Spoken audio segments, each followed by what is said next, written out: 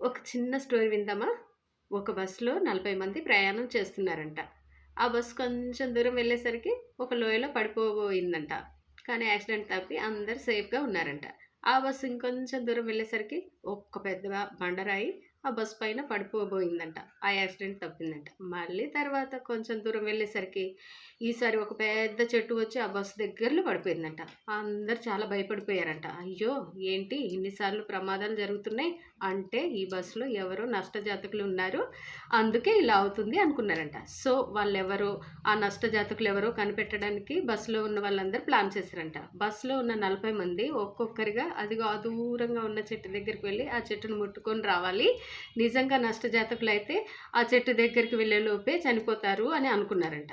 సరే అని ఆ బస్సులో ఉన్న 39 మంది ఒక్కొక్కరుగా వెళ్ళి ఆ చెట్టును ముట్టుకొని వచ్చేసారంట. కానీ లాస్ట్‌లో ఒకే ఒకతను మిగిలిపోయాడంట. అతను ఆ చెట్టును ముట్టుకోగానే ఒక పెద్ద పిడుగుపడి ఆ బస్సులో ఉన్న వాళ్ళందరూ కాలిపోయారంట. అంటే నష్టజాతకులు ఎవరు లేరు. ఒకే ఒక అదృష్టవంతుడి వల్ల ఆ బస్సులో ఉన్న వాళ్ళందరికీ 3 సార్లు ప్రమాదం తప్పింది. కానీ మనం కూడా అంతే కదా! మన లైఫ్‌లో ఏదన్నా జరిగినా, ఏదన్నా జరగకపోయినా ఛీ! నాకెప్పుడు ఇలాగే జరుగుతుంది. నేను ఏదనుకుంటే అది జరగదు అని ఫీల్ అయిపోతుంటాం. ఒకటి మాత్రం గుర్తుపెట్టుకోండి. మన లైఫ్‌లో ఏం జరిగినా కూడా అది మన మంచికే. So, be positive. అంతే కదా ఫ్రెండ్స్? నచ్చిందా? నచ్చితే చిన్న కామెంట్ చేయండి. Okay friends.